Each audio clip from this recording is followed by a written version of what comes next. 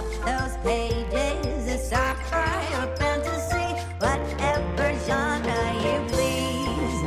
Join a book club, cause you won't read it on your own. Join a book club, so you'll be held accountable. It's just a means to an end, but you're doing it with your friends. So join the book club by DLC. Hey there, book clubbers! Welcome back to the show. Hope you're having a wonderful Halloween week. We're recording day before Halloween here. I'm excited to be back with you. I'm Jeff Cannata here with Lana Bachynski. Hello, Lana. Hello, good morning. I thought about it too late, but if this had been directly on Halloween, you better believe I would have convinced you to dress up in costume in some way, some form. We could have still done that. We should have. You would not want to see my children have convinced me to dress up as one of the K-pop Demon Hunter adjacent characters. And that means I quote unquote don't want to see that. I think that's the dream. I think give me the costumes. I love Halloween. I love this season. And now I know next year, baby, buckle up. Be getting costuming. Well, we have some spooky chapters to get into. That's for sure. There's some spooky stuff that happens. Mm-hmm. And lots of exciting stuff to get into. We're doing chapters 13 and 14 this week of The Crippled God. But we like to start the show with a non-spoiler topic. Pretty special one this week because Lana and I got our copies. We got our copies of No Life Forsaken, Steven Erikson's newest novel, the second tale of Witness. Of course, we're here in the 10th novel of the Malazan Book, The Fallen. So we haven't read the first tale of the Witness, but nonetheless, this is a pretty special book for us. Yeah. The non-spoiler topic, as Jeff likes to say, we love it when it comes from you. We're here going to talk about this, but in its own way, this non-spoiler topic did come from you. Yeah. Because a couple weeks ago, you might have, I know that there was a couple comments being like, what in the heck were you two talking about? Where Jeff and I talked about something pretty special happening. I remember waking up and there's sort of a flurry of activity in a Discord channel. And anytime I see that, I think, oh, there's probably spam happening in the channel that I have to go clean up. But it took me a while to process what had come up. Y'all pointed out in our Discord that there were some preview pages for No Life Forsaken posted online, which happened to include something that I think Jeff and I are both, honestly, it's our non-spoiler topic for us to discuss, but I don't even know how to begin discussing it because the dedication of this book reads that this novel is dedicated to Jeff and Lana of DLC Bookclub and all the other booktubers who've plunged into the Malazan world. Well, yeah. I don't even know if you can read it here. I don't even know what to begin saying about that. So, we immediately reached out to Steve and expressed our incredible, overwhelmed gratitude. And it is overwhelming. It's what a sweet, kind, generous thing to do to name us in particular, and obviously including all the other booktubers. But it brought me to tears immediately, just because of. I want to hear your take on this, Lana, but from my perspective, like, these books have become so resonant for me and important. Like, this period of my life that you and I have sort of delved into these novels over the last 2 years, reading them has been so powerful and important and meaningful for me. And the fact that the author of this work has appreciated our discussion about it, or has honored that in this kind of way, is like, it just feels so the notion that the connection is happening on both sides, to me, is what's so powerful. It's incredibly humbling to me and special. I mean, like I said, I burst into tears when I saw it. I ran over to my wife and I showed her, and I burst into tears again because of how just how meaningful it is. And it's such a generous thing. It's so unexpected and beautiful. And, you know, Steve has been so generous with his time to us. And the fact that he would go this to this length too is just extraordinary. But I want to hear your take as well. Even just hearing you talk about it, you know, we're minutes into this episode and I can already feel like just tears like hitting the back of my eyeballs. When I saw in the Discord, you know, this activity, thinking it's a spam bot, and then seeing like there's screenshots of it posted, I was like, oh, did somebody write like a fanfic or something that they like appreciated us? Like it took my brain so long to process that these are real preview pages for a real book, really written by Steve. That is probably 5 minutes of me just staring with my jaw dropped at my phone before I even moved my body, and then immediately running upstairs to go show Jeff, being like, no sentences coming out, just syllables of sound coming out of my mouth, shaking as I'm showing him my phone.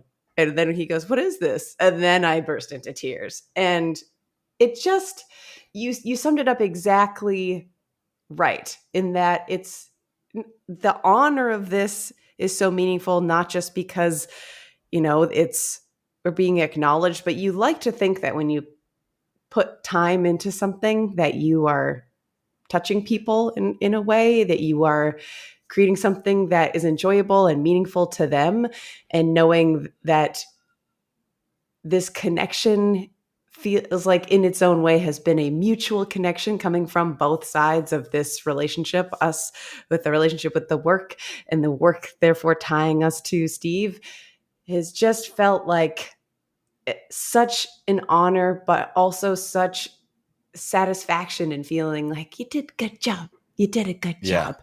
And I feel like the only thing I've ever strived for in my life is just to do a good job, to do something and do a good job at it. So that acknowledgement is absolutely, I feel, the greatest honor of my life. It's hard to quantify it in terms other than that. I just have never could have expected something like that in a million years. Yeah, same. And I think, you know, it's hard to articulate, but the reverence I feel for the work, like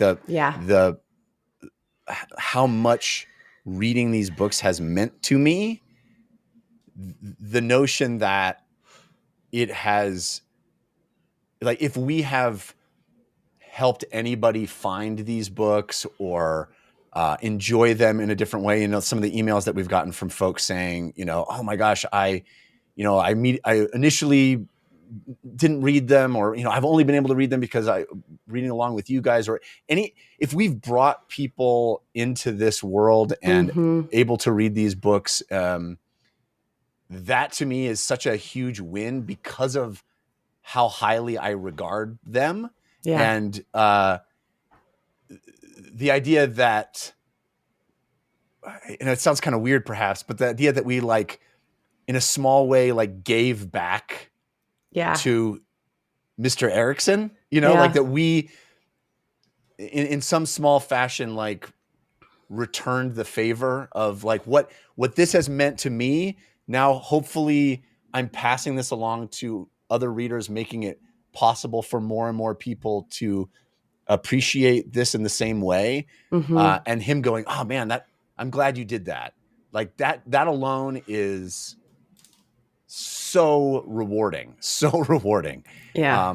So anyway, I was worried that, you know, we didn't talk about this when we found out. We wanted to have the book in hand before we talked about it. And even then, Lana and I were talking about how it almost would feel weird to talk about this because it feels a bit like patting ourselves on the back. So self-indulgent feeling. Yeah. Yeah. But I do think, you know, it's to acknowledge it and to acknowledge how much it means to us. And hopefully,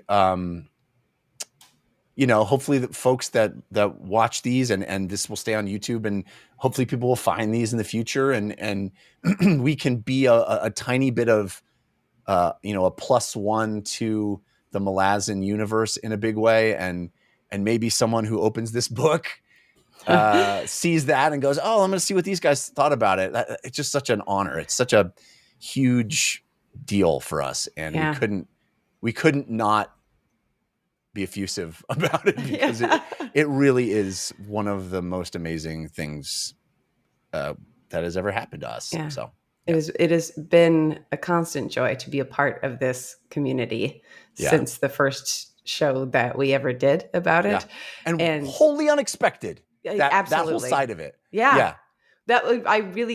I think we said it, we must have said it a dozen times in the last couple of years, but the point of this was just wanting to have something recorded, but that doesn't matter. Like, we don't have to take it seriously. The point is to have this conversation between you and I, and for this to have connected with so many other people and met so many wonderful people, chatted with people in the world that I've run into who read the books and know them, and feeling like we're part of like a little secret society of people with excellent taste has been such a joy. And, this, in a way, this conversation is like, I feel like our own little dedication to say, thank you for having us as part of this community.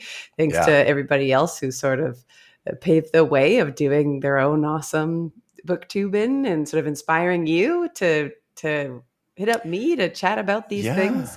And it feels just so special to be sort of, for lack of a better word, like immortalized in our little snapshot of this world.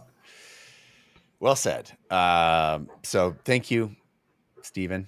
Thank you, Steven. Thank you, and thank you, community. Thanks to everybody who watches this and helps us along this journey. And we're getting to the end of the first 10. So let's jump in to we're like halfway through the 10th novel. This is like craziness. Chapters 13 and 14. Spoilers starting now. Whew. We start, things are bad. Things are bad. We start with, marching, everybody marching across the glass desert. Lotharia marching. It's awful. Yeah. And it's even worse because they're falling behind. They can't keep up with the Volcando, who in turn are also trying to keep up with the parish, because our old friend Tentacalion, and I say friend loosely, is pushing them hard, pushing them real hard. And people are like, what's the deal with this guy? Yeah, you got you usurp, you got something to prove, My well, strength also, he's is like your ditching, strength. he's ditching everybody, like literally, like he's abandoning the team quite intentionally. Abandoning the team, which feels like letting them fend for themselves, but it also feels like, from everybody else's perspective, like, oh, you're gonna get there first and have no backup. Okay, good luck, man. Yeah. And Erinict is like, man, what's this guy's deal? What's going on with him? I love how everybody's like picking up a little bit of a rut-row feeling with Tentacalion's new command, of the parish. I like that. That's one of the things I like about this series, is that people figure stuff out. Yeah. I like that. But so meanwhile, Erinict and Brees are at the back of the Lothari army, and they find some bedraggled strangers walking up. 3 people have caught up to them, dehydrated, sunburned, not looking too good. And there's a bit of a language issue, communication problem, as they try to talk in different languages. And I love that. We haven't seen that too often in the Malazan novels, that there's a language barrier. But I loved how that is navigated here in these next couple of scenes, where it's like, you know what? We should just let magic work it out. I also love the testing of the languages, being like, and do you speak this? And you speak this? Yeah. And do you speak this? Oh, okay. Those were words you understood. It's like finding the right continent of what languages to use that people might have even heard before. Very fun. Yeah. Well, isn't there, I don't want to jump ahead too much, but isn't there a line where one of them is like, you speak like a whore or something like that? Yeah. She's like, oh, this will be fun. Yeah. Yeah, Faint is like speaking, I guess, more proper Yeah. Letheri, and Erinict, who's the high mage, Yeah. is the one who's speaking the lowborn Right. Letheri. Very funny. I just love her reaction. She's like, "Oh, this is gonna be fun. This is gonna be a real treat with this one." Sure, have some of our water. Yeah. Well, I mean, that's a really cool moment when Brees is like, "Get these guys water," and we know how precious water is, and how and the soldiers are like, "Are you sure?" He's like, "Yes, give him the water," and that just shows how noble he is, and how he's like, "Yes, you can march with us. We will sort of take care of you and bring you into the fold here." Yeah, and Breeze's sort of honorability through this scene is seen through Erinic's eyes, he introduced himself as the commander. Yeah. And she's like, "Not the prince, huh?" Yeah. Still not loving that title. But no matter what, the newcomers, which is our Faint, Ambi, Precious Thimble. Yeah. And group. Sweetest Sufferance's ghost, I guess? I guess. Did we know that she'd been a ghost before this? I don't believe so. This is the first ghost chatter that I thought that was pretty cool. Mm-hmm. But yeah, they figure out that, first of all, I like that Faint is going like, check out this dude's horse. Yeah. Look how his saddle is. He's definitely not Letheri style. He's using the Malazan style of saddle. Yeah. Which is clearly they got some association with the Malazans, and then she straight up is like, they're going to betray you. The Malazans will betray you. I loved these two chapters for that thread and what I got thoughts about that. Well, I'll wait till later. Okay. All right. But they do kind of figure out a way. Erinict uses the magic of the empty hold to push words into Precious Thimble's mind so they can talk, which I thought was a cool workaround. Yeah. In the conversation though, isn't Precious Thimble talking to Sweetest Sufferance's ghost, and they're sort of analyzing Erinict, being like, she's powerful. Nobody else got nothing, but she seems like she's got something. And even her smoking rest leaf, they point out like, if you put that instead of like just incense, churches would be full. And they're like, of addicts, and they're like, same difference. I know. I love that line. It's something like same thing, darling, or something like that, where it's so good. But yeah, like she should be so high right now, and she's not. But But they imply that even that is like something about her power. I don't know if it's her tempering it, or if it actually is like a form of power, how she's able to like use the rust leaf in magic. But there was something in there that I thought was interesting. Yeah, and the other way around too. I like how Erinict is keyed in on them too, where she's like, okay, one of them's a mage. Also, that dude has iron in his hands. Talking about Ambi. Yeah, I was like, ooh, is that a metaphor? Or no way. We saw him pummel Kachane Shamail, right? Yeah. So yeah, I mean, to me, I was like, oh, it's Wolverine with no claws. Legit adamantium up in there. Awesome. Yeah. And they also are talking. They have this interesting. I don't know if it's foreshadowing or if it's just color for the world, but it felt a bit like maybe it's going to come back with this notion of like, hey, if they get us, if they get us through this, if they get us out of this, the Tregild is going to give them a free delivery anywhere, anytime. And I was like, is that going to come back? Is that going to be a thing that they'll, like a hip pocket little, D&D style like boon that I'm going to be able to use at a later date? You know? Very cool. All right. So then they, Erinict talks to Brees about how she can now communicate with Precious Thimble, and that like they don't trust the Malazans, and evidently Erinic's power, this connection to the empty hold, even though this is this kind of land with dead magic, she's growing more capable with the empty hold, which I thought was pretty cool. Yeah. It was also interesting because the conversation between Faint and Erinique or Precious Thimble and Erinique? Faint. The Which conversation that they have in like using the magic to it's have Precious Thimble. Yeah. yeah, their conversation, it seems very willing. Yeah. It seems like they are having this conversation in a way that is not coerced. Right. But when Erinique goes and talks to Breeze, she's like, yeah, poor girl, no part of her mind was concealed from me. So even the nature of the conversation, I was like, not how legit was it, but what is Precious Thimble's recollection of that conversation? Did it feel chill, or was she like, I said so much stuff that I did not mean to say. Yeah. I Yeah. could not stop myself. And I don't think we ever get her perspective. So that's interesting. Yeah. Little Yeah. power that Erinique has. Agreed.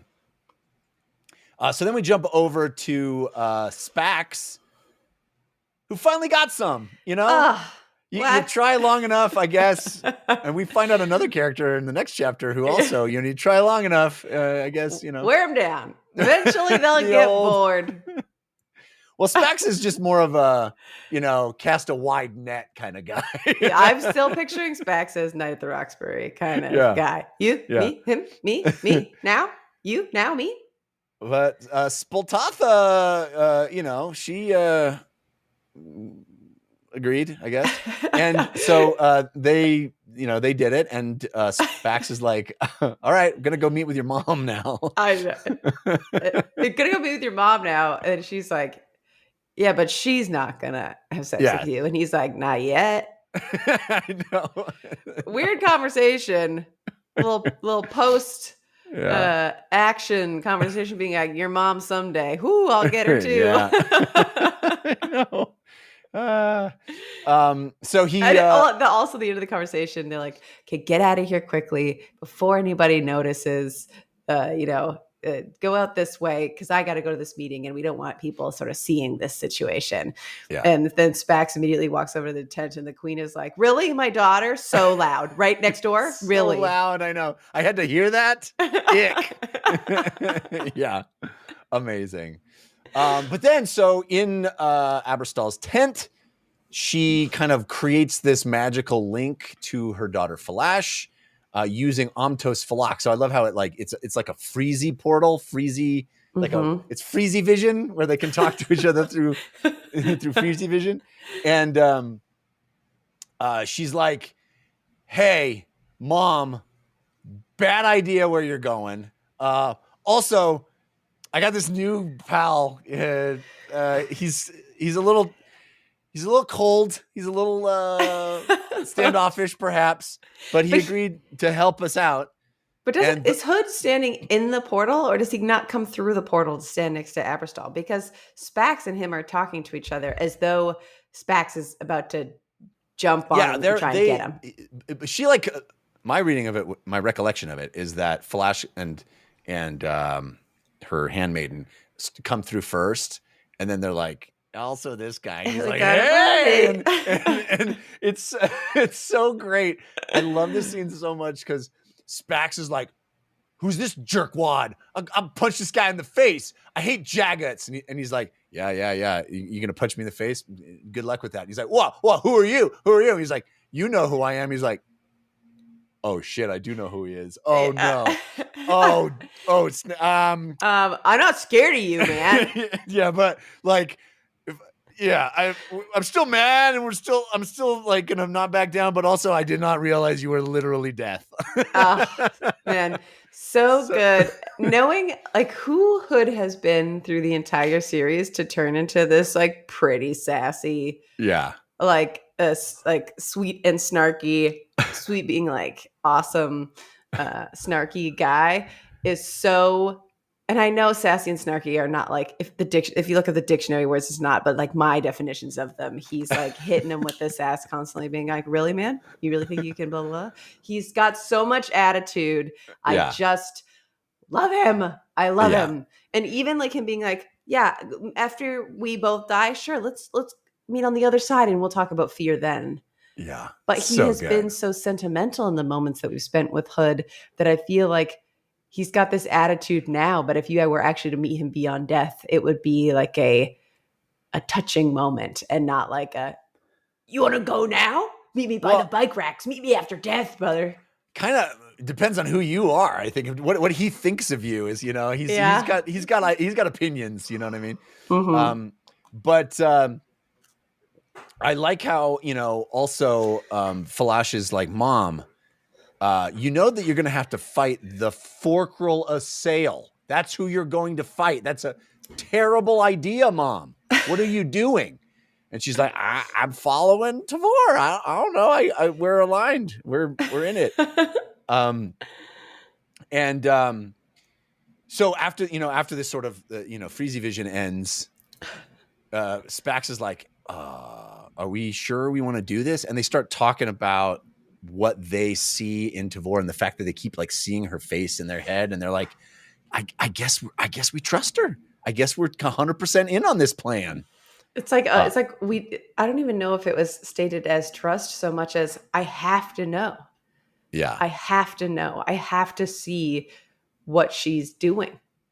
It's like a fascination. There's like a nobility to her that they see. Yes, they sort of respect her motivation in some way, even if they can't understand it. And I think that's kind of the overall arcing take on Tavor, is that nobody understands what she's doing, but like just her presence and her conviction is enough to sway people's hearts and minds. Yeah, exactly.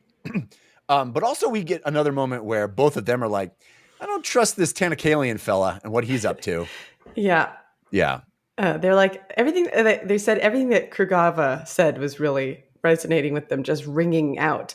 And so them talking about, Tavor and how she's the one who has that seed of compassion that is clasped between her hands, she's the only one sort of clinging onto it, which I thought was a nice little. Yeah, totally. Maybe we were like pretty hasty to send her like fully away. Yeah. This whole sequence is really cool, I thought. And I think I pulled a section of it. I can't remember if I did for sure. But this notion of like, hey, Tanakalian is on the side of nature. And then being like, well, but does nature even have a side, bro? Like, what side is nature? Nature doesn't care. Nature's going to be here no matter what. Nature just keeps going. And we live or die, betray or not betray. Nature doesn't really have a stake in it, which I thought was cool. And I think they pointed out that Tavor seems to be the only person who realizes that this idea of like humanity and nature, humans are a part of nature, whether they like it or not. And so being on the side of nature is still technically being on the side of humans, and they can be the same thing. Right. Yeah. So good. There's also one other little detail before we move on that just I thought was sweet, where the queen called Spax over to like slice and dice if something nasty came out, and then Flash was like, I would not try and hit with those swords, they're gonna shatter. Like it's just so cold, and like the power of it is so strong. It's just, I love the little details through there. Yeah, amazing. And the other thing we have to mention before we leave is that Aberstall gives him a little smoocheroo. Smoocheroo. They have their whole scene in the tent, and she's like, all right, Spax, you gotta go tell Breesenda crew. And he was like, now? And she's like, yeah, man, now. And he's like, oh, geez. And she's like, all right, let's go. And she sort of like heads out and like walks past everything in the camp, like the sort of, it doesn't matter like what decorum would say that this queen shouldn't be walking through these places, walks out to the very edge of camp. This is sort of where they have their potent conversation that I think where a section that I definitely pulled a snippet from in there. And the intensity of that conversation and them both sort of talking about admiring / fearing is sort of like the lace I felt through it.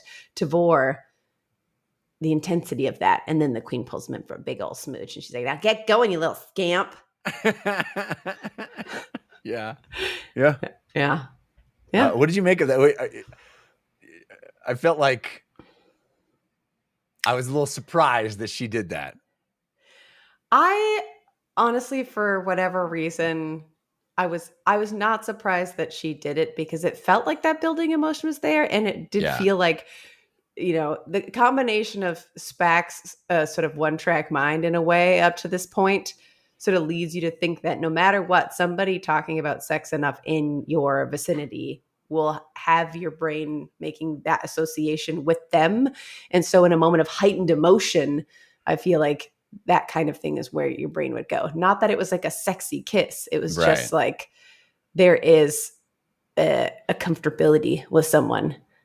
I'm connecting these thoughts very, very poorly, but it didn't seem so off the mark for me how that sort of tension built, both from the jokey, sexy tension and the intense tension of a battle where they think everybody's going to die.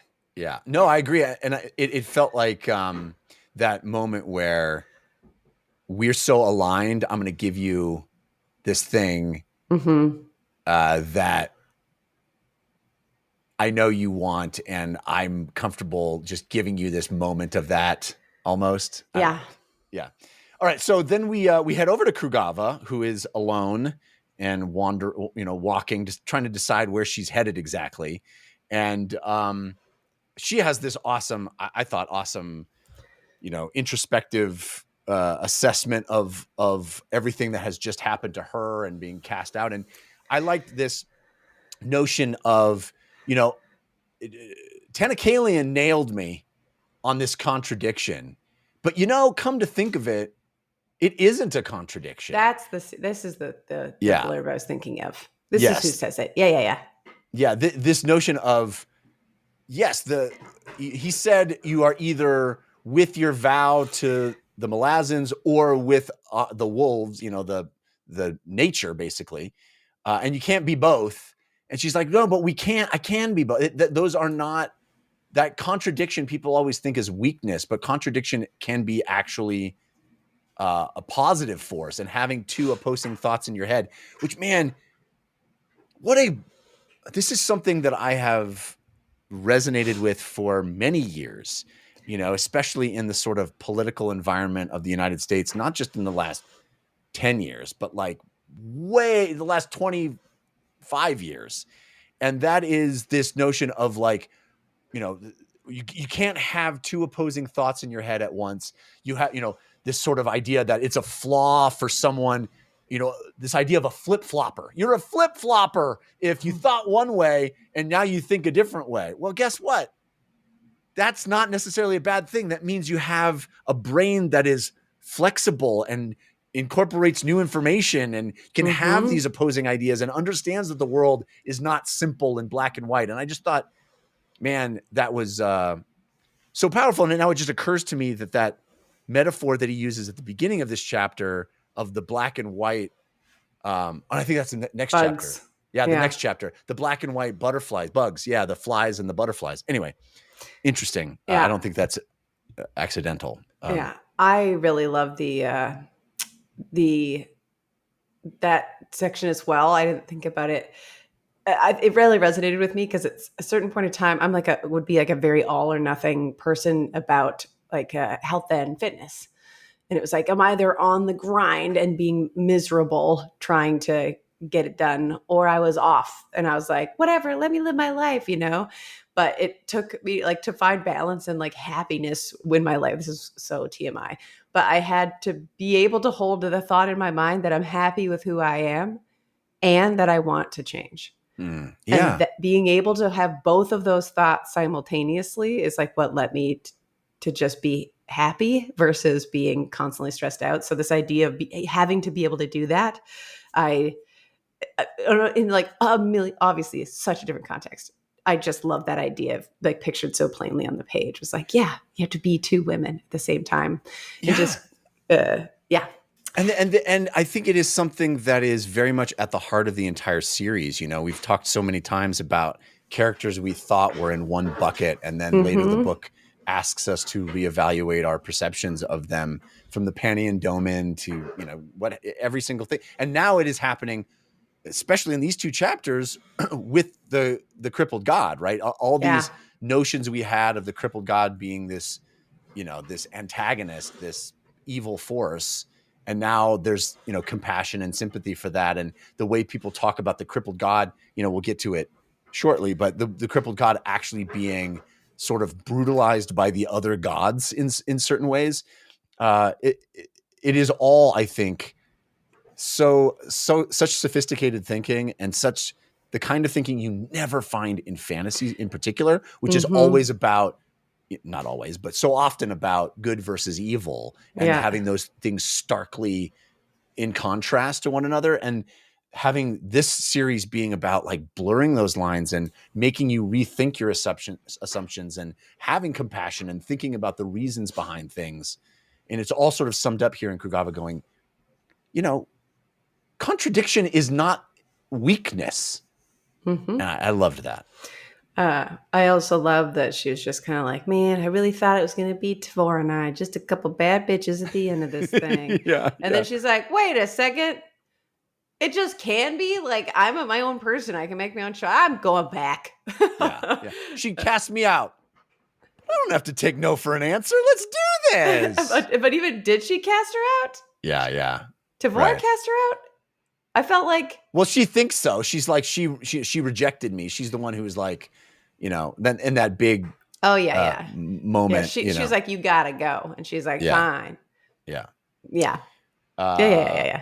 All right, so then we check in with Gessler, who has had a terrible night of sleep, had a nightmare, and he runs into our old friends, the doggies, the little puppy pups. Puppy dogs. What's the other one? Roach. Roach, yeah. And I love this moment. This feels like a classic sort of last novel in the series moment where he's looking back and thinking about, what happened in Aaron and what happened in Deadhouse Gates, basically what happened on the chain of dogs, and just kind of this wonderful thing as a reader who's like, I've been through so much with these characters, and this character is reflecting, and so I can reflect as the reader as well. And I love moments like that. Yeah, me too. This scene is also sweet because we've only, I think, pretty much only ever seen Bent either sitting in Grub's lap, maybe, or like being a little monster around various camps and battlefields. And so this little dog sort of snuggling up, getting old, I feel like I can picture that old dog all scarred up with his one milky eye. And then not Flash. Caliph comes up and knows a little puppy massage and comes up and gives him some sweet little pets. And just Gessler being like, he don't let nobody do that to him. It's just like every once in a while there is like a puppy dog whisper, and it's just like a sweet moment with somebody helping a dog sitting by a fire, reflecting on friends of the past. A lovely, lovely scene. And also they are both like, I don't trust the Greyhounds anymore now that Tantacalians, everybody how quickly everybody's like, I don't know. I don't buy it. Everybody's sort of on that, picking up what he's laying down. And then they see, because this Kel Hunter is out scouting and can sort of send things into Calith's mind, they see Krugava walking alone into the desert.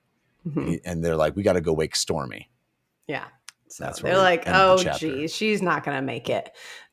Is the vibe I got. They seem like they're going to go on the rescue and sort of bring her into the fold. Totes. All right, so that's chapter 13. Chapter 14. Start with our sad children. so very sad. Sad.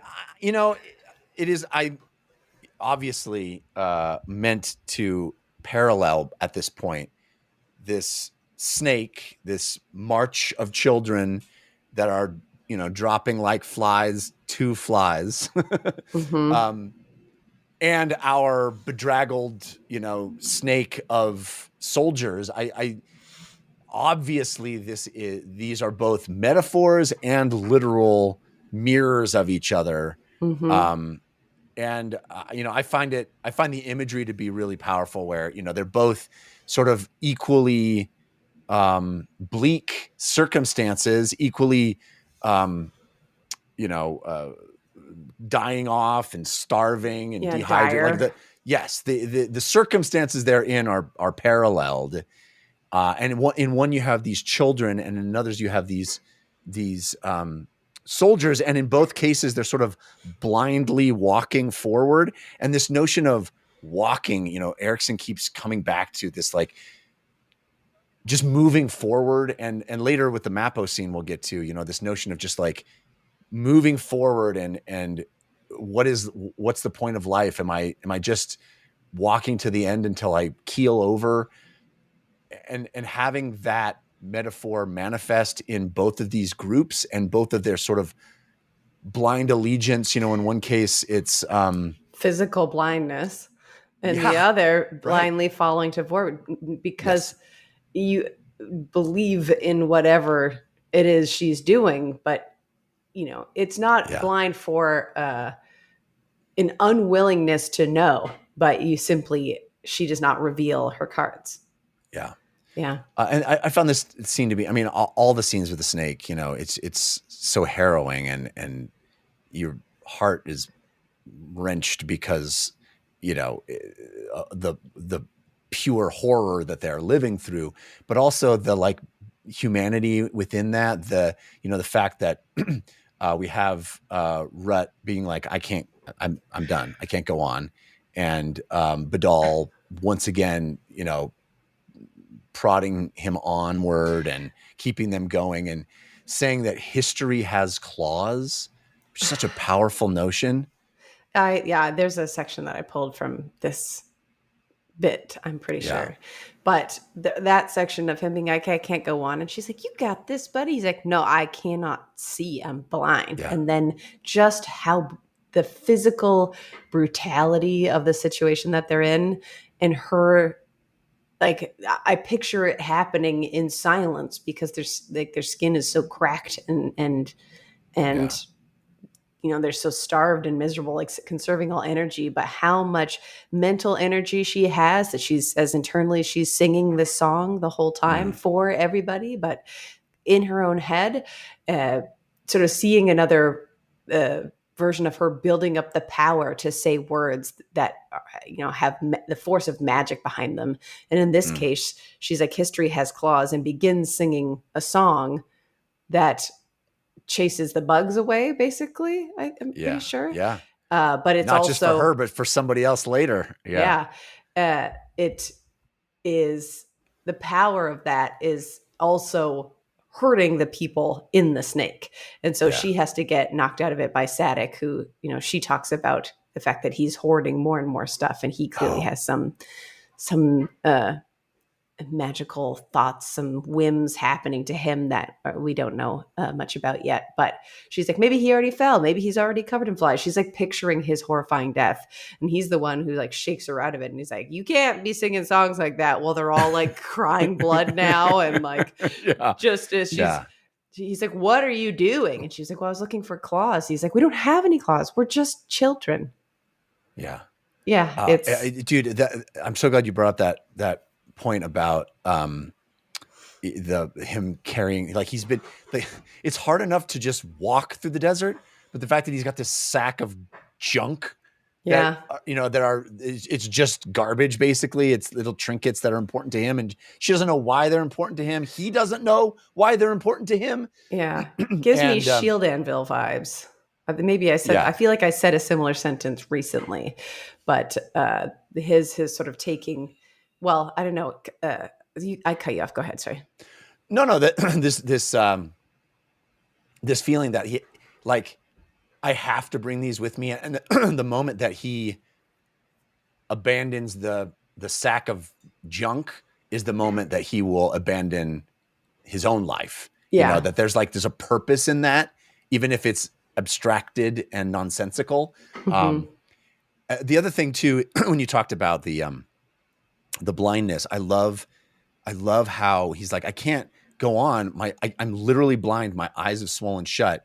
And she's like, yeah, your body's doing that to protect you. Yeah. It's this positive thing. Look, isn't it amazing how the body will swell shut to protect you from the bugs? Like, isn't that a beautiful, wonderful, positive thing? And it's like, dude, it's just heartbreaking, but kind of beautiful also. It is.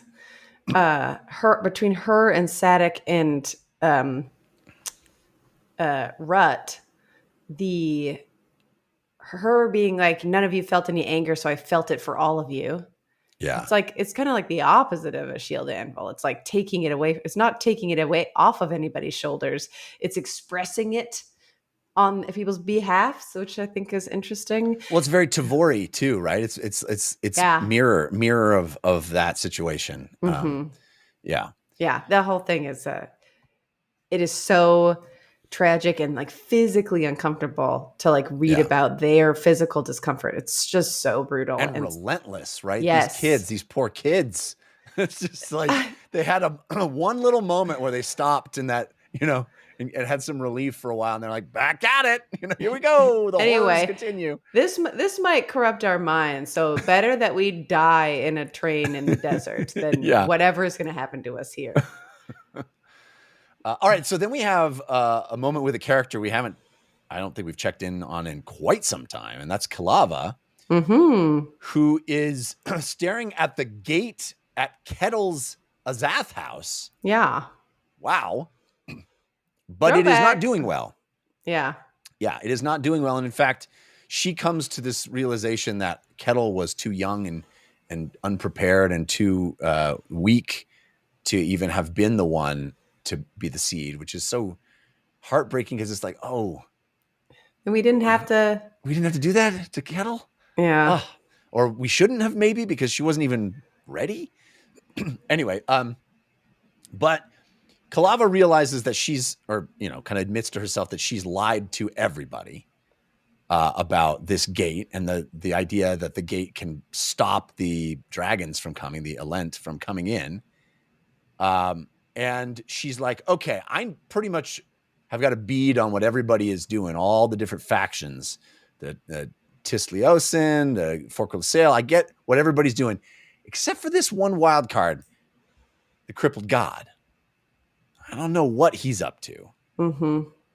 And this is that moment that we kind of referenced earlier where she talks about the gods chaining the crippled, the other gods training the Crippled God. And there's all these sort of verbs of sympathy from her, like casting him as the victim here, as the one who was done wrong almost. I think it is an interesting thing to follow the scene with Krugava trying to maintain two things in her mind at the same time, and that being okay. Because I do think Kalava here is clearly empathetic towards the Crippled God's situation. But she sort of paints it as like all the gods came and changed him. And not only that, they like continued to basically abuse him after he was chained up over and over again. But the gods were also so ignorant that they were like, well, we can't deal with like these humans' problems. Ugh, so annoying. It's too hard to deal with humans' problems. And the Crippled God, now being, crippled by the gods, is the only one who would look to the humans and say, I see your pain and I empathize with you. Like we are feeling the same thing as this punishment from these gods. And so she talks about, even though his methods for interacting with humans were often violent and deeply unpleasant, and like the way he expressed himself was bad for humans, she's kind of is like, what else could he do? What else could he do? I found this notion to be very powerful. And I don't want to get too into the weeds on, whatever, but I have never been a religious person. I consider myself an atheist. And one of the reasons for that, there are many, but one of the reasons for that is this notion of, I am not persuaded by God's plan being this mysterious plan being an explanation for the rampant suffering of life on Earth, and the idea that, there's a reason that all these atrocities happen and continue to happen, that to me is not enough, right? That must mean that there's something very, very wrong with any kind of being that has my goodwill at heart. Yes. And I love that that kind of spoke to this section of, the gods just weren't into mortal suffering. They couldn't, we'll be your gods, but suffering, we're not. It's too much work. We're not gonna deal with that. I can't get my hands dirty. And the crippled God being the one that like stepped into that void and went, I will be the one. I will be the one that will be the God of suffering, and will understand that, and will, sort of take that on. I found that to be such a powerful concept as articulated here by Kalava, and I agree. The gods found that to be so objectionable that the crippled God would do that they're literally like, screw you, we're wiping you out. We're not going to let you undermine the system. Yeah, our disregard for suffering in such a way. Like, wow, what a concept, I just it was very impressive to me. Yes, I agree. Anyway, so basically she's like, the dragons are coming. It's not going to be pretty. If you thought, I don't know if it's her that says it here, but if you thought the Forker Lasalle killed a lot of people, wait till you see what dragons do. Yeah. When they come through. I think it's the next scene with Silchus and Riyadh where they talk more about dragon damage. But also, she's also kind of pissed at Olar Athiel, and she's like, what is her deal? What's she going to do next? And she hopes that Onos Tulan will, do something about it. We get that later too. More insight into that later as well. But she stands there, and the house, this Azath house, starts to crack and shatter right in front of her eyes. Yeah. And they have since escorted all the people who were hanging out there before, all of the Talon folks who were chilling down there. They're vacated, long since vacated. All right. So then we check in with Gruntle. Yes. Who I don't know if I'm misimagining this, but I just keep imagining him just like running and thinking as a tiger man, just like running and thinking. I think in this case, he was like chilling and thinking, but it was post-run. Yeah. Okay. Yeah. So he's like, Trake, what do you want? What do you want from me, dude? But he's also just quickly like in like a pile of bodies that I assume that he made.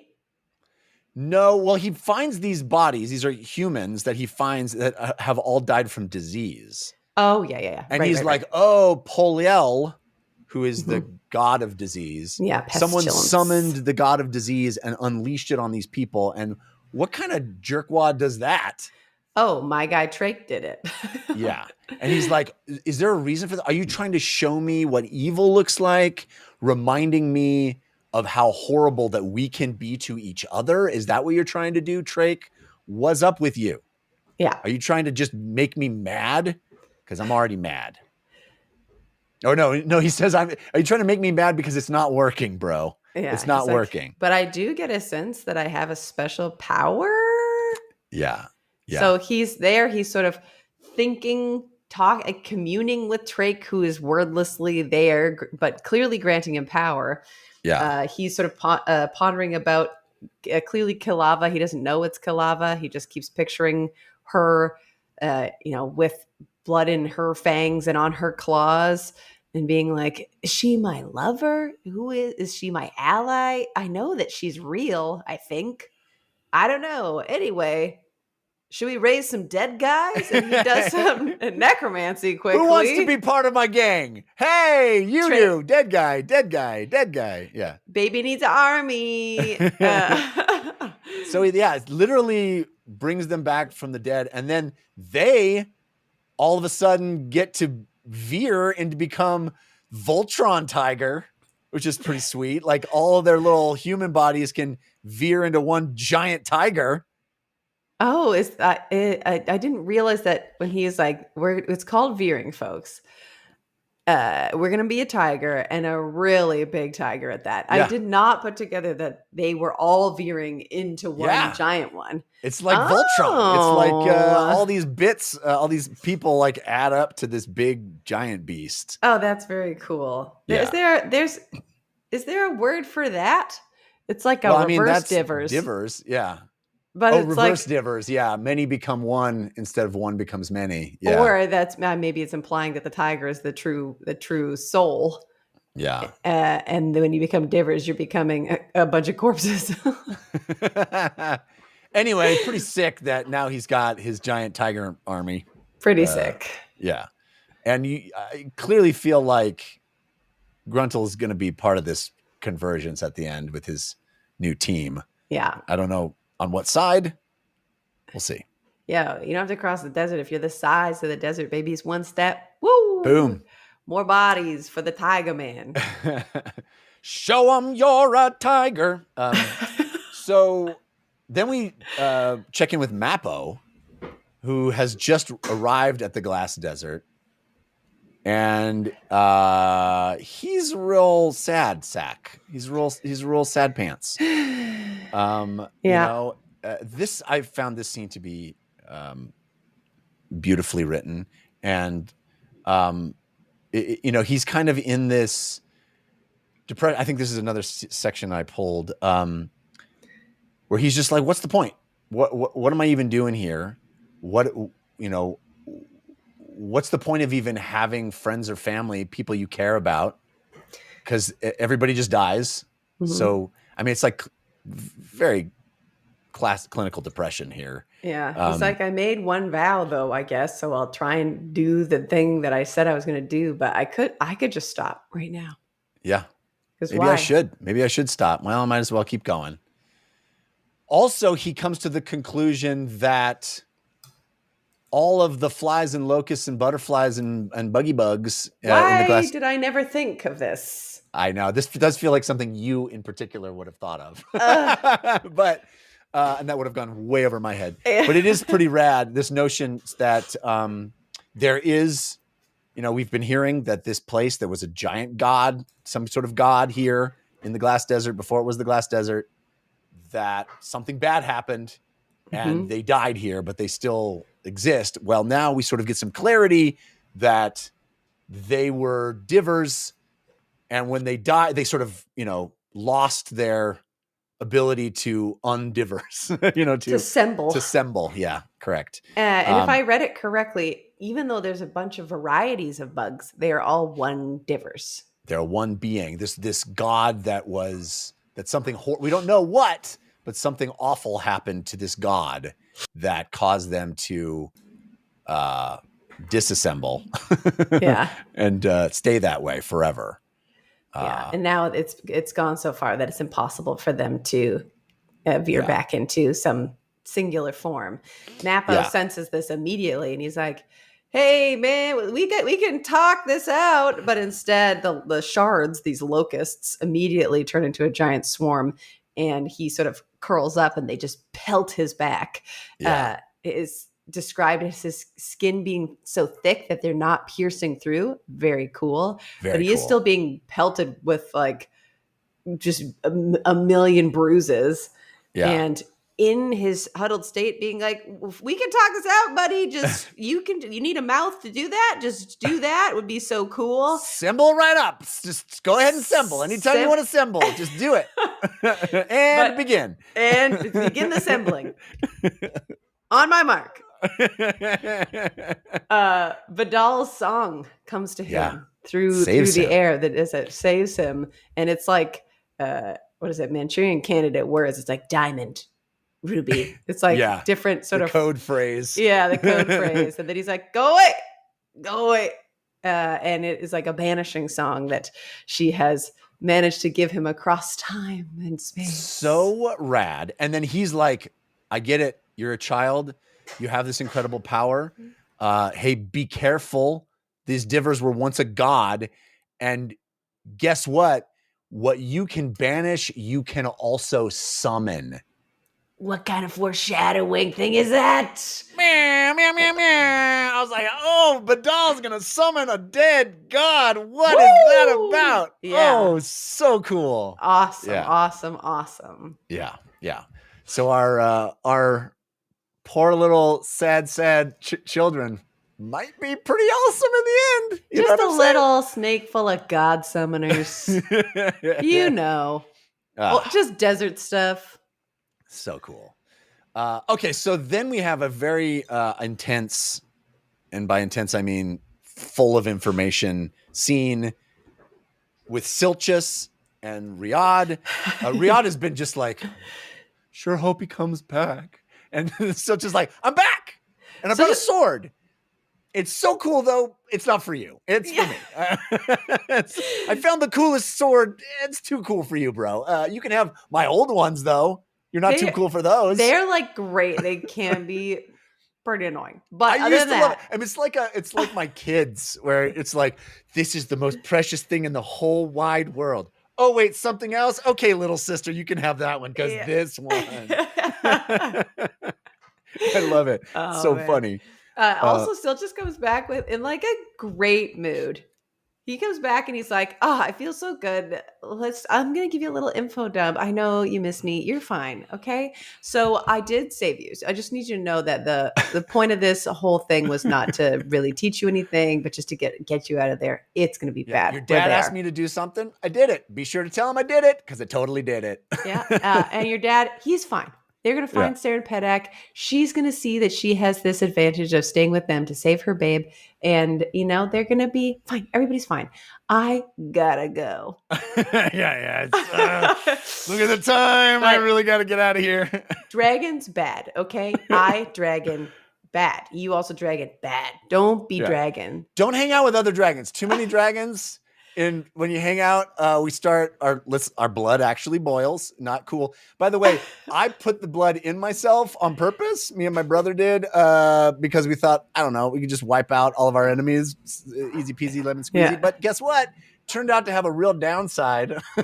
In that we thought it was the only way to do it. Turns out definitely wasn't. So anyway, never veer. Don't hang out with dragons. Yeah, a lot of dragons are going to arrive, by the way. Do not hang out with them. Bad idea, Jeans, if you want to do that. And Riyadh is like, are you going to go kill Olar? And he's like, what? Why would I do that? He's like, well, she said all those mean things. He goes, yeah, but they were like true, though. Yeah, she had a point, and they were just words. And he's just like, words. He's like, see ya. Well, the other thing he says before he goes, he's like, Riyadh's like, but you can hang out with other dragons. He's like, yeah, well, there's a special kind of dragon called ancients, and those ones are like can have larger groups around them and kind of keep everybody in line. And he's like, are you an ancient? He's like, yeah. He's like, is Olar Athil an ancient? Yeah. Is my mom an ancient? Yeah. Pretty much everybody, all the oldest dragons are ancients. So, bye. But you aren't. And you are so powerful, though, that you will kill everybody. So just like be a human. Be chill. Be chill. Yeah. You're going to be fine. The Elent revel in anarchy in unmitigated slaughter. Yeah. Anyway, bye. And he's like, well, how am I going to know when I should do anything? He says, you're just going to feel it. Just feel it out. You'll know. Riyadh You'll know says, when to go. Who can stop them? And he responds with, we'll see. We'll see. Yeah. Only time will tell, my man. I don't know. Anyway, bye. Anyway, later, watch the swords by the fire. They like heat up. And they start being like, yeah. And he's like, oh my God. Like the first little like, okay. I have these singing swords now, and hanging out alone with the fire I can manifest. And well, he's like, hey, tell your dad that I totally took care of you, and I'm awesome. Also tell your dad I really regret what happened to Kettle. That's my bad. Yeah. Stabbing her, bad choice. It was a little too fast, and oops. I mean, oops. We all oops sometimes, Well, the whole thing is so funny because it's like, not to diminish the fact that Kettle, being this Azoth, meant that she had to get like stabbed in the chest as a kid. Brutal. Yeah, she was like a dead body. Could he? I guess he had like a bunch of dead bodies while he was buried in the ground that he could have woken up instead of Kettle. Kettle was walking around eating people, Yeah. She was the only one that listened, maybe, Yeah. when the little Azath mound started talking. Yeah. Hey, kid. Psst, come here, you kid over here. I promise I'm really cool. I got candy.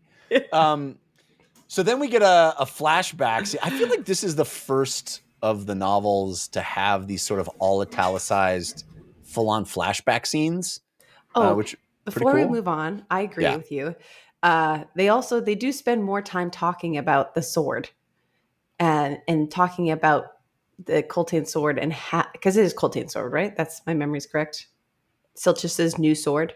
It's the Hust sword. The Hust sword, right? The Hust sword. Not is it from Coltane? I didn't know. Is it Coltane's? They were I did not catch that. He went over to go be like, Coltane's up there, and I think he was going to get something from Coltane, and then Shadowthread was like, take this instead. So I didn't catch that it was actually Coltane's sword. The sword has like pictures of dragons on it. I don't know if it's actually Coltane's sword. I said that because I remember him going over and seeing Coltane on the mound, but I don't know if it is Coltane's sword. That was just my brain. I think it's this awesome Hust sword that nobody had ever talked about before. Yeah. That's the one it is. Yeah. But that sword is very significant and has dragons on it. It was the only thing I... Well, and that's applicable because literally the next scene is this flashback, another dream that Ublala is having from his armor and mace that is showing just how, I think, important the armor and mace are. Yeah. We find out the mace is literally a dragon killer, which seems pretty appropriate given how all the dragons are going to arrive very soon through the Dragon Gate. Yeah. Valuable. But we have this cool flashback where the guy, we find out the guy was like a dragon killer, awesome dude, and then sort of retired and became a drunk and then was buried with his stuff, which Ublala, of course, unearthed and took. So we got to get we complete that circle. Well, it's interesting because Ublala wakes up and he goes, they killed me again. And in my mind, this armor has been buried and unburied and buried and unburied for the purpose of the same thing through time. Oh, I did not catch that. I did not make that connection. I don't know if that's true. That was the way that he said they killed me again made it seem like he's having different dreams because interesting. He had an earlier dream where he was like in a battle. Yeah. Oh, that's interesting. I did not make that connection. Maybe that is true. It's not the same person that he's dreamt of every time. It's different people. But same armor. Same armor. Oh, that is way cooler. I wonder if that's cool. Anyway, so he wakes up from the dream. Relata getting a little of that pung, if you know what I mean. She finally came around, We could get a little Ublala going on. Persistence is the mother of others. Ublala describing it as like, well, she got bored. I knew she'd get bored eventually. Yeah, Draconis is so funny. Oh, so that's your plan is you just bore ladies? And he's like, hey, man, if it ain't broke. I cannot wait to get around more ladies and I'll bore the hell out of them. Just a quick aside, little editorializing from me. That's never worked for me. Yeah, I feel like Ublala's reputation precedes him in a way. True. I am bored, but I have heard certain things about you. Anyway, he refers to Relata as his wife now, which is pretty funny. And he's like, I got to get rid of this armor. It sucks. I hate these dreams. They're lame. I want to get rid of this. And Draconis is like, don't get rid of your armor, bro. Don't hang on to it. Super kind of important stuff. I think you're going to think it's so cool pretty soon. Yeah. And Ublala's like, hey, but aren't you leaving us? He's like, yes, but not yet. I got, I just need you to hang onto the armor. And if and he says, hey, I got a question for you. If you know something is unfair, do you do something about it? Which I thought was such an interesting question from Draconis. And Ublala's like, well, I don't want to think about that because that hurts my brain hole. And also, I once killed some Toblikai gods when they did something I didn't like that I thought was unfair. So maybe. And Draconis is like, good answer. I believe I have just done something similar. Yeah. That refers to him punching the god jade thing. God. Yeah. That happened, and we were like, well, that was weird. Yeah. He's like, oh yeah, I did that. I punched a god dead. And Ublala's like, You like turning like a dragon, kind of. Why don't you just do that whenever? He's like, I will. He's like, you can just fly away anytime you want. He's like, yeah, but I like walking with you guys. Yeah. You guys are fun. Also, keep your weapons. Mhm. Keep your weapons, Oblala. So then we head over to Rudd, and I love this scene because Rudd is moving through the Malazan camp. We're kind of talking about how thirst is really the worst thing that can happen to an army, to anybody. The worst kind of torture is thirst. You're going to be, I'm worried about these guys. No, it's let's just say Rudd here. It's Ruth and Good, isn't it? Ruth and Good. Yeah, It's Good. This is mistyped on the. I was like, who is Rudd? Yeah. Is it Poor's assistant? Who is it? It's Paul Ruth and Rudd. Good. Paul Rudd is in the scene. No. My cheat sheet is written wrong. It's Ruth and Good. And they put Rudd multiple times. That's weird. That is weird. Anyway, he's walking through the camp, and then he gets to the outskirts, and some Talana Moss go out of the dust. And he senses that they're there. He kind of walks out there and he's like, show yourselves. Yeah. And they do. And it's Cult, Erminal, and Gnome Kala. We've known those from the previous novel many times of them deciding they got to get out of here. They can't hang out with Onos Tulan anymore because Tool is a child killer. Yeah. They're not down with that. So they're piecing out of that situation. They deserted the first sword. Yeah, they were horrified, and so the army moved on, but they stayed just sort of witnessing what they had been a part of. Right. And so the scene is rather lengthy, has some cool stuff in it. One of the things is they ask if Ruth and Good is a Jagged. He's like, what, me? No, what? She's like, well, you smell like ice, bro. He's like, I don't know. And they're like, I love how everybody's like, okay, whatever, man. Keep your secret, I guess. You clearly have. Yeah. And so he's like, what's going on? Why'd you leave Tool? And they're like, well, he was summoned by Olar Athil. And Ruth and Good is like, shit. Yeah. Not good. Not good. Mm-hmm. And they're like, well, but he remains defiant. Although he is a child slayer, not great.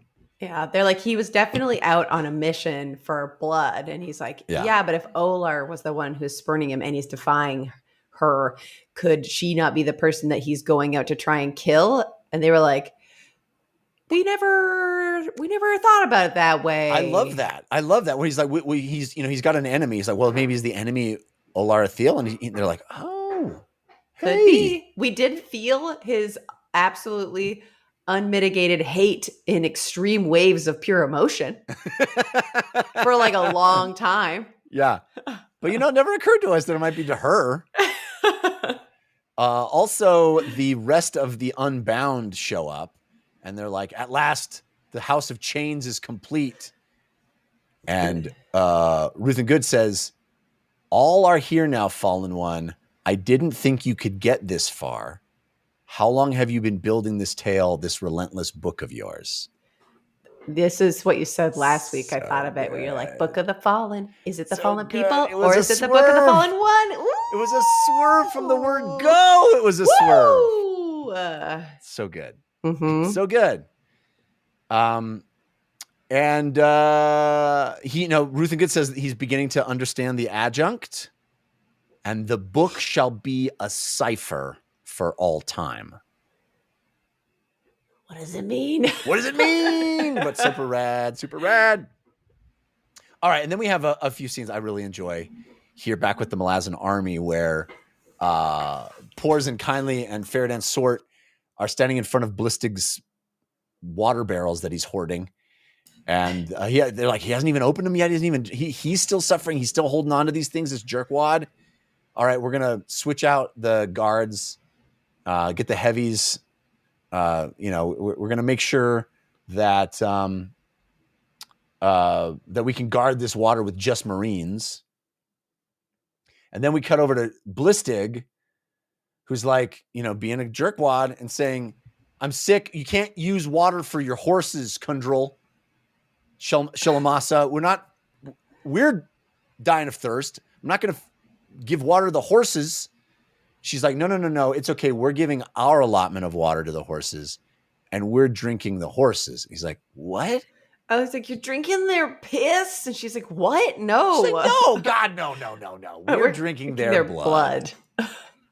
Oh, that's not as bad, I guess. Cool. There's probably iron.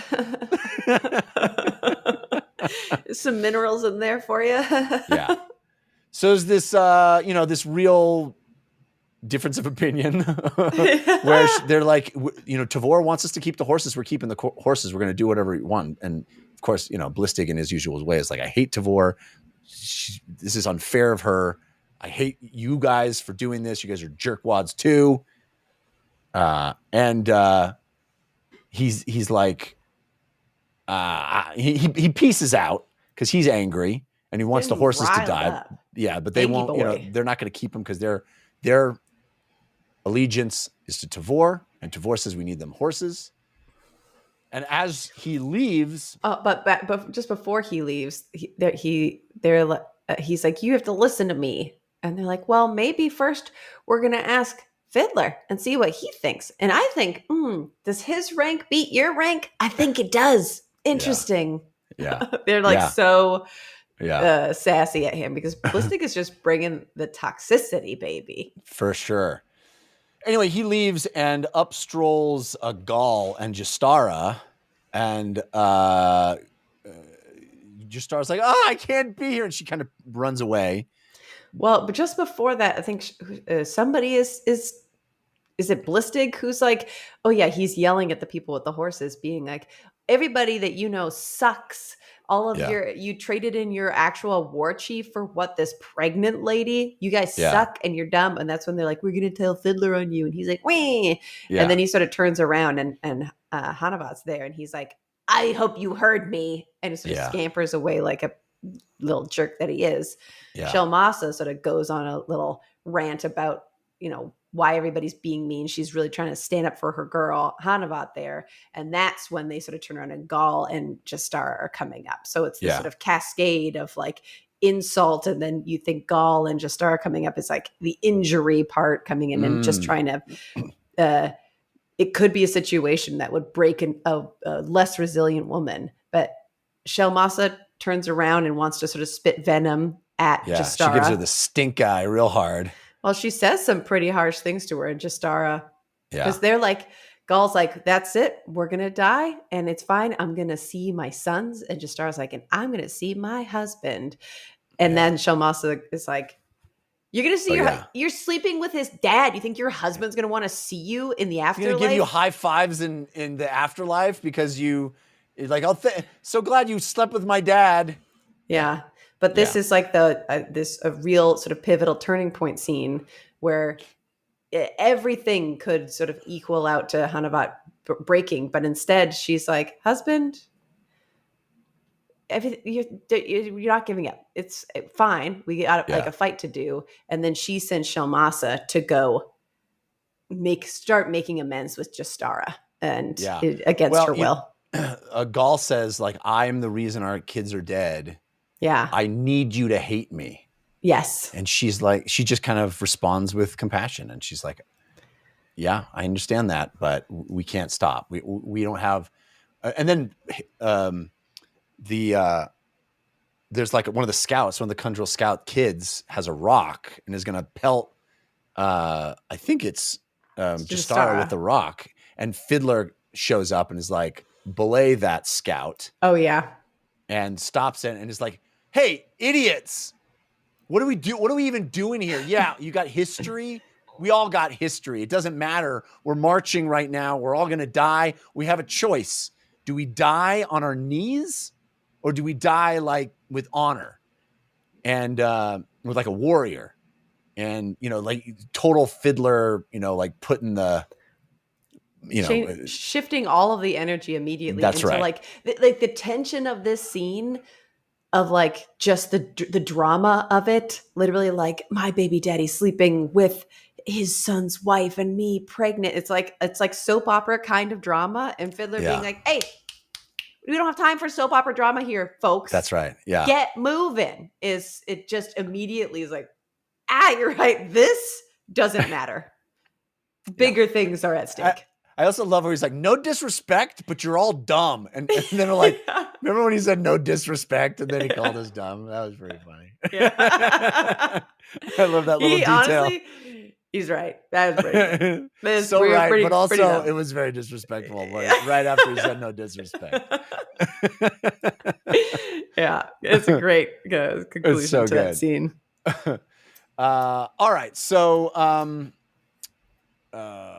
after that, we have another great Lestara and Henar Weigal scene where they're watching Tavor sort of take her place at the head of the procession, putting on her hood. And Henar is like, that reminds me of another story. Remember I told you that about that watermelon tits one? I got another real banger for you.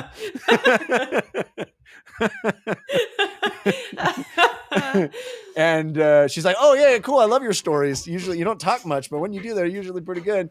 And he's like, yeah. Okay. That putting on her hood reminds me of this festival that we used to have every 10 years for the Black Wing Lord, where the high priestess would come out with this lantern, and she'd extinguish the lantern in the water, and it was really pretty. It was like sunset. And Lestrade's like, wow, that is gorgeous. Like, yeah. And then she'd slice her own throat. Yeah. Anyway, what a scene. It was nice. It was nice. Oh, that took a real turn at the end, that story. But I see also the immediate relevance to this. Yeah. Yes. Certainly ominous and also beautiful. The Henar Lestara thing has just become one of my favorite subplots. It's just so good. And I think it is something in here that thinking about earlier, not Kurgava, Faint having her magic conversation with Erinict, where she's like, the Malazans, they will do anything to win. They will betray you. Oh no! Sorry, you're talking. And then this scene, they're talking. I'm going to do a really poor job connecting the dots and the particular things in the scenes that made me blend them together. But it starts talking about like a great betrayal to Tavor would be to not let her die, to be the one making the sacrifice, or to make a sacrifice in her stead or something like that. There's something about the greatest betrayal that it could happen is taking on the death for yourself and not letting Tavor sort of see this vision through, which she wants to accomplish her goals, but she will be the person at the head of this thing, doing the sacrifice. And the notion of the Malazans will betray you, and then this sort of redefinition of what betrayal would be to Tavor makes me feel like the Malazan betrayal, or the betrayal that will happen, that is guaranteed to happen to Tavor, is the Malazans making that ultimate sacrifice. Interesting. I did not put that together. I thought where you were going was, I don't think it's in this scene, but at some point we hear like, oh, the Malazans never get into a conflict where they think there's even a possibility of failure. Yeah, that is the one that is in that mental magic scene with Erinict, but then the italicized like screaming is like, they will betray you. Right. They will do anything to win. They will betray you to win. So it's implying this betrayal that we thought was certainly going to be Tenakelion this whole time. I do think it will be the Malazans, but what the idea of is what Tavor would perceive as betrayal is somebody else dying for something when she feels like it is her time to make that sacrifice. Interesting. Wow. Interesting. I'm not thinking along those lines, but I like it. I wish I almost highlighted it, just like the word betray from this scene, because I wanted to remember to mention this. I wonder if I did. I'm going to do a quick search while you continue. Well, anyway, so next up we have Hedge, this really fun scene where Bavadict is using necromancy to like make the horses be undead so they can still pull this wagon that is super heavy because it's loaded down with bombs, basically munitions. And he's like, we need a code name to talk about the bomb wagon. He's like, let's call it Kittens, which I thought was very funny. And then we have an awesome flashback Widdershin's origin story scene that just fleshes out yet another character from our, band of soldiers who had this abusive drunk father and the mother killing him. I just found that scene to be very powerful and beautifully written. Yeah. And then like paralleling that with him getting his name when he, signed up for the army. Then we have, present day Widdershins with Throat Slitter and Balm and Dead Smell, and they take over the guarding of Blistig's water wagon. And then we pop over to Herb's group, Burnt Rope, Lap Twirl. Lap Twirl, what a name. I love that one. Lap Twirl. And they're talking about how the bridge burners are dead. Herb is like, don't worry. The remaining bridge burners got kittens. They got kittens. Oh yeah. How do you think we're going to protect it? So many kittens. So I feel like, well, that's going to come into play at the end too. We're going to get, some the Hedges giant box of boom. Yep. It's going to have a big role to play. And then finally in the scene, or in this chapter, we have a scene with Fiddler. Who's having this sort of introspective crisis of faith where he's like, well, the easiest choice is to just let go and die. And then he hears Whiskey Jack's voice in his head saying, hey, you're going to do the right thing because that's the only thing you know how to do. You're a soldier and all you know how to do is the right thing. So stop bitching about it and just get on with it. Yeah. It's so good. And the very end of that chapter is our classic, we could just read ahead, but it feels like we're ending on a little cliffhanger. Figures in the distance walking that make Fiddler say, God's below.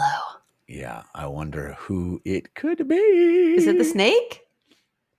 I don't know. That's a very good question. We don't know how many figures he's seeing. Yeah. So it feels like the snake is so much further away. Like it feels like they just started the desert, but the snake been walking for a time. I don't know. I have no idea. I'm sure like literally the next sentence of the next chapter will tell us. Maybe it'll be like, but I have not read. I stopped, so I don't know. Such good stuff, though. I feel like all the pieces are plodding along. A lot of anticipation, but again, there's huge contingents that we just haven't even checked in on. Like I keep saying, where's Karsa Orlong in all this? Yeah, and since last week when I thought of Felicity Younger, I'm like, where's that encampment that she's at? Maybe we never see it again. Yeah, we haven't seen Ganois since like the prologue of this novel, I think. Yeah, that's his whole thing though, hiding from the gods, hiding from everybody. Yeah, and I feel like and Covian or not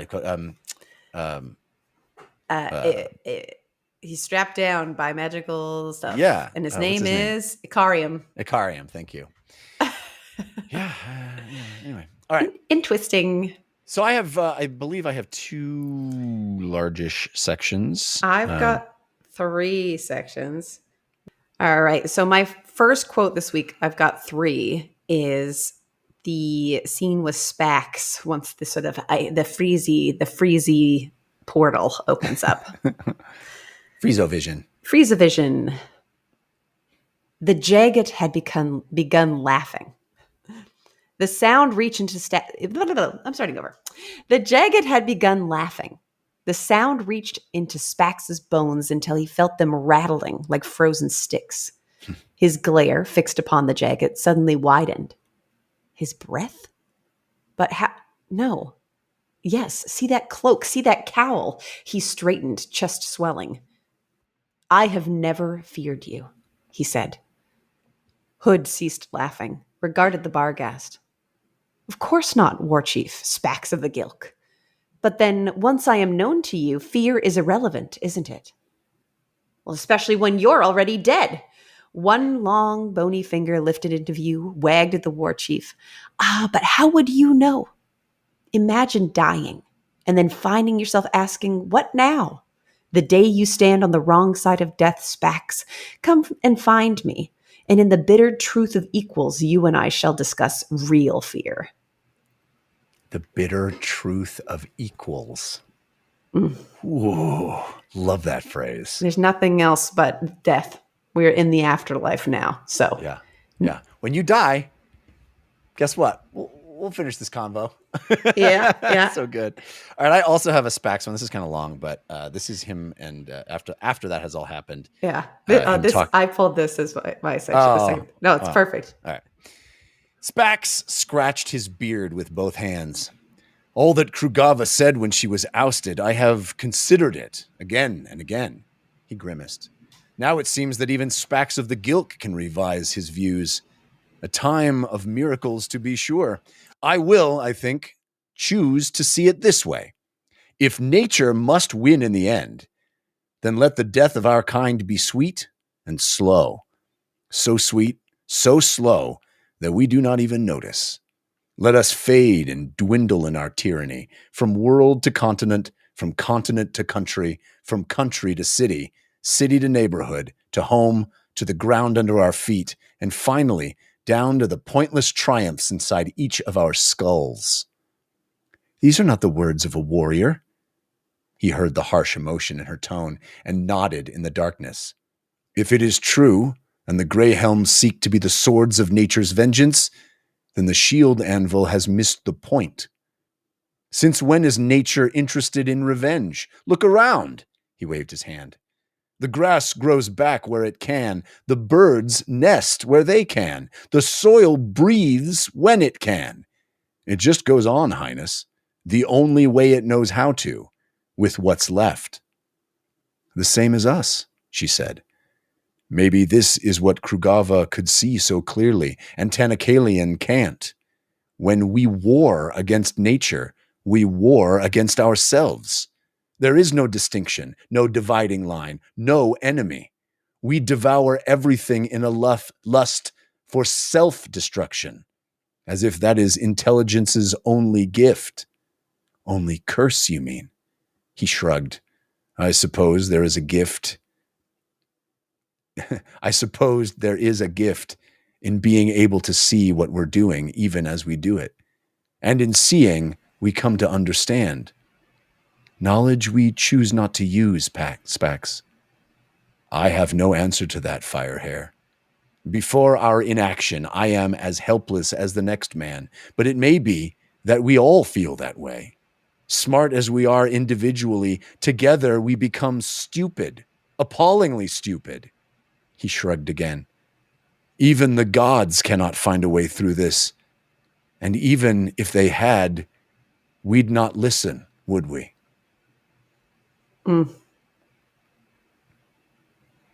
So good. So good. It's so applicable to the world now, right? What we're doing to our planet, what we're doing to nature itself is like this self-destructive thing. And even someone presenting it right to us and going, hey, stop. We go, no, can't, not going to do it. Yeah. And then it's like some kind of blessing in being able to see what we're doing as we're doing it. Yeah. I guess. Oh, the blessing of awareness. Not enough. Kind of a curse. Yeah. Yeah. Yeah. Very good. So very good. My last quote is with the snake and talking about the situation they're in, just Badal's inner monologue about where they at. Since the shards had left, only the butterflies and the flies remained, and there was something pure in these last two forces. One white, the other black.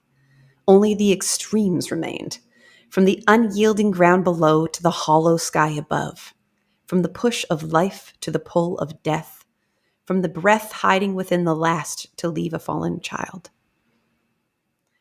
The flies fed upon the living, but the butterflies waited for the dead. There was nothing in between, nothing but this walking, the torn feet and the stains they left behind, the figures toppling and then stepped over. In her head, Badal was singing. She sensed the presence of others, not those ahead of her or those behind her, but ghostly things. Invisible eyes and veiled thoughts, an impatience, a harsh desire for judgment, as if the snake's very existence was an affront, to be ignored, denied, fled from. But she would not permit any to escape. They did not have to like what they saw. They did not have to like her at all, or Rut, or Held, or Sadek, or any of the bare thousand still alive. They could rail at her thoughts, at the poetry she found in the heart of suffering, as if it had no meaning to them, no value, no truth. They could do all of that. She still would not let them go. I am as true as anything you have ever seen.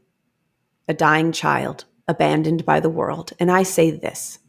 There is nothing truer, nothing. Flee from me if you can. I promise I will haunt you. This is my only purpose now, the only one left to me. I am history made alive, holding on but failing. I am everything you would not think of, belly-filled and thirst-slaked, there in all your comforts, surrounded by faces you know and love. But hear me, heed my warning. History has claws. Awesome. It occurs to me, I didn't even think of it, but didn't the butterflies show up when Coltane died? Or no, who's that had the butterflies on their fingers as they were? Yeah, that was in Deadhouse Gates, right? No, it was in Deadhouse Gates, but they got taken away. They were like the super mage. They were like another young mage, one of those reincarnated mages whose name starts with an S. And I will not be able to. It's not Sinter and it's not Sin. It's. I remember the battle that they were in. I remember the image of the fingers with the butterflies on them, and how Erikson uses the butterflies. Those were the cape moths. Oh yeah, but there was like butterflies too. They were They were not the cape moths. Those were yellow butterflies that came through specifically. So these are. I don't know if these ones were described as having. Well, they're white. They're white and black. So so it's not the same, but I think it harkens back to that. The use of butterflies for something that is, butterflies traditionally the image of them is so light, peaceful, and elegant. Yes, right. Yeah. Anyway. I also like that. When I read it, I did not think about Divers, but I assume she's sensing the mind of the god. That is the thing that's been assaulting them. Crazy. Yeah. Like this whole time, it's been a god attacking them. What? Like the reread. It's another god not caring about just attacking the children. It's crazy, and then them eating parts of it. All right, so this is Mappo being sad. Death is not punishment. It is release. I have seen that all my life, though I do not wish to. Though I told myself stories to pretend otherwise. Every struggle must end. Is the rest that follows eternal? I doubt it. I doubt we ever get off that easily. Hood, I feel your absence. I wonder what it means. Who now waits beyond the gate? So much anguish comes in knowing that each of us must pass through it alone. To then discover that once through we remain alone? No, that is too much to bear. I could have married, stayed in the village. I could have fathered children and seen in each child something of my wife, something of me. Is that enough meaning to a life? A cloth of unending folds? No, I am glad I never found a wife, never fathered children. I could not bear to be the cause of their sorrow. How can one give so freely of love to another when the final outcome is one of betrayal? When one must leave the other to be the betrayer who dies, to be the betrayed left alive? How can this be an even exchange with death waiting at the end? That's the quote I was looking for. The betrayer and the betrayed. Yeah, right. Well, he's saying you betray someone by not being with them anymore.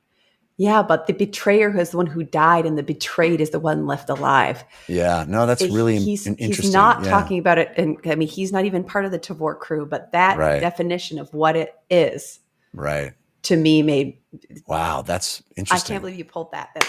Yes, exactly. I can't believe you pulled it. It's a beautiful, it's a beautiful sentiment as well. It is. And you know, I think about that a lot as a dad. You know, and you think, I think both my parents are still alive, thankfully, but you know that I don't feel of it as a betrayal, but it's sort of an abandonment, right? It's at some point, that's where it's all leading is. You know, there's no happily ever after, right? There's just as long as it lasts. Yeah. Beautiful. Book good. Great chapters. Ruthin good. Good old Rudd. I don't know what the deal is with that. I feel betrayed by my little thing here. I feel like it's betrayed us a couple of times. Every once in a while it says something in it that is I'm just blindly reading it, you know. San Diego is the whale's vagina. You know, that's all I do. All right.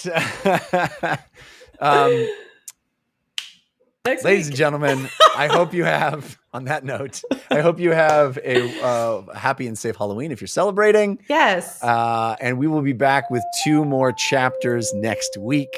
Until then, hope you have a chance to dance. The world's too dark of a place to be, and you need an escape from reality. Open up those pages, it's sci-fi or fantasy, whatever genre you please.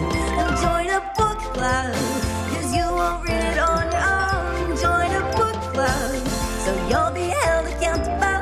It's just a means to an end, but you're doing it with your friends, so join the book club.